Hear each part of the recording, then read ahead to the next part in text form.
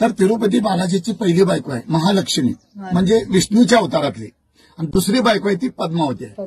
महालक्ष्मी ही कोल्हापूरला रुसून आलेली आहे तिरुपतीवरनं. तर का रुसून आली ह्याचं कारण सांगतो तुम्हाला. पहिल्यांदा ब्रह्मा, विष्णू आणि महेश हे तिघेजण देव, ह्या पृथ्वी तलावर सगळ्यात देवश्रेष्ठ मी आहे असं तिघांना गर्व आलेला होता. तर एक भृगु ऋषी नावाचे तपश्वरी मनुष्य होते. तिघ देव देखील त्या भृगु ऋषींना गुरु मानत होते. मग गुरुंना समजले हे गर्वपणा करायला. गुरु स्वतः जाऊन त्यांना भेटले आणि सांगितले, तुम्ही किती गेला तर देव आहात आणि असा गर्वपणा करू नका. मी तुमच्या तिघांची परीक्षा घेतो. जो कोणी परीक्षामध्ये पास होईल तोच या पृथ्वी तलावर सगळ्यात देवश्रेष्ठ होईल. तुम्हाला मान्य आहे काय विचारलं. तिघही मान्य केले, कारण गुरूंची आज्ञा पाळली पाहिजे. मग तिघही आमंत्रण देतात भृगु ऋषींना, तुम्ही आमच्या घरी या आणि आमची परीक्षा घ्या आणि आमच्या तिघापैकी कोण श्रेष्ठ आहे तुम्ही ठरवा. मग भृगु ऋषी जातात पहिल्यांदा शंकर भगवानकडे परीक्षा घेण्यासाठी. बाहेरून शंकर भगवानला आवाज येतात. तर शंकर भगवान आणि पार्वती गुहेमध्ये बोलत बसलेले असतात, गप्पा मारत बसलेले असतात. ते इतकं मग्न असतात की बाहेर भृगु ऋषी आलेलं शंकर भगवानच्या लक्षात येत नाही. भृगु ऋषींना राग येतो. आम्हाला परीक्षा घ्यायला घरी बोलवतात, हिने अतिथीचे स्वागत करण्याची, गुरुची सेवा करण्याऐवजी हे काय करत बसल्यात म्हणून रागाच्या भरात त्या भृगु ऋषींना शंकर भगवानला शाप देतात, या पृथ्वी तलावर तुझी मूर्तीची पूजा होणार नाही, लिंगाची पूजा होणार. म्हणून आपण या पृथ्वी तलावर महादेवाच्या पिंडीची म्हणजे लिंगाची पूजा करतो भृगु ऋषींना शाप दिल्यामुळे. दुसऱ्या ठिकाणी जातात भृगु ऋषी ब्रह्मदेवाकडे. ब्रह्मदेवाची बायको सरस्वती वीणा वाजवत असते आणि ब्रह्मदेव ऐकत बसलेला असतो. बाहेरून भृगु ऋषी त्या ब्रह्मदेवाला आवाज देतात. तर ही दोघं नवरा बायको संगीतमध्ये इतकं मग्न असतात की बाहेर भृगु ऋषी आलेलं ब्रह्मदेवाच्या पण लक्षात येत नाही. जन विश्व निर्माण केलं, जनसृष्टी निर्माण केली, त्या ब्रह्मदेवाला देखील त्या भृगु ऋषीने शाप दिलेला आहे, या पृथ्वी तलावर तुला कोणीही पुजणार नाही, तुझं मंदिर कुठं उभारलं जाणार नाही. फक्त शापाला विशाप म्हणून ब्रह्मदेवाचं जन्मस्थान आहे राजस्थान पुष्कर. पूर्ण पृथ्वी तलावर त्याचं एकच मंदिर आहे, त्याला कुणीही पूजत नाहीत. तिसऱ्या ठिकाणी जातात भृगु ऋषी विष्णूकडे. विष्णू आपल्या पत्नीला महालक्ष्मीला सांगत असतात की भृगु ऋषी कधी पण येऊ देत, माझे गुरु कधी पण येऊ देत, माझी परीक्षा घेऊ देत, सगळ्या प्रश्नाचं मी उत्तर देणार आणि ह्या पृथ्वी तलावर त्या दोघांच्या पेक्षा मी श्रेष्ठ होणार. हे आपल्या पत्नीला महालक्ष्मीला सांगत असताना भृगु ऋषी ऐकतात. मी परीक्षा घ्यायच्या अगोदर आपल्या बायकोला मोठेपणा सांगायला म्हणून त्या भृगु ऋषीने विष्णूच्या छातीवर इथे दात घातलेल्या. कधी बालाजीला योग आला तुम्हाला जाण्याचा पुढे भविष्यात तर तुम्हाला तिथं सगळं बघायला मिळेल. भृगु ऋषीने विष्णूच्या छातीवर पाय ठेवलेला. तेवढा भृगु ऋषीला विचारतो, गुरुवर हे तुम्हाला कुठं लागलं का.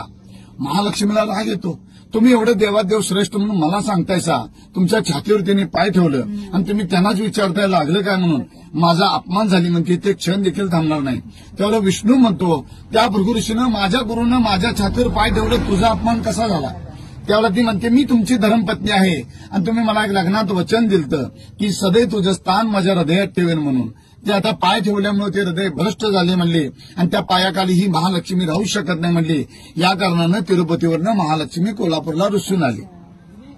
रुसून येताना देखील महालक्ष्मी रागाच्या भरात आपल्या नवऱ्याला शाप दिलेला आहे की तुमचं दुसरं लग्न होणार, तुम्ही कुबेरकडनं कर्ज काढणार, ते कर्ज माझे भक्त लोक कोण फेडणार.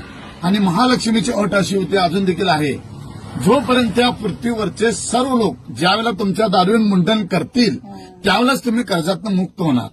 पृथ्वी तलावरचे सर्व लोक काय जाऊ शकत नाहीत. म्हणून तिरुपती बालाजी अजून कर्जामध्ये असं मानलं जातं.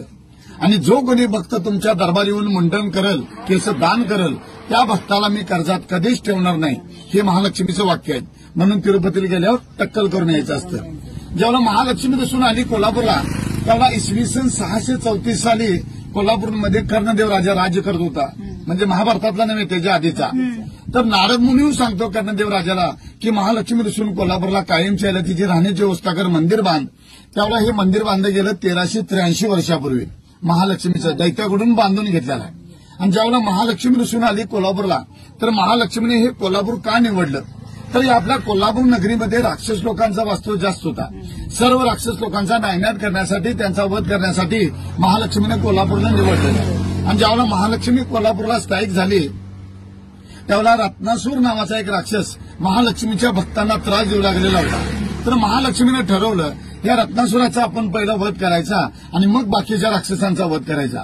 पण त्या रत्नासूर नावाच्या राक्षसानं शंकर भगवानकडनं तपस्या करून त्यांना प्रसन्न करून त्यांच्याकडनं एक वर मागून घेतलं होतं.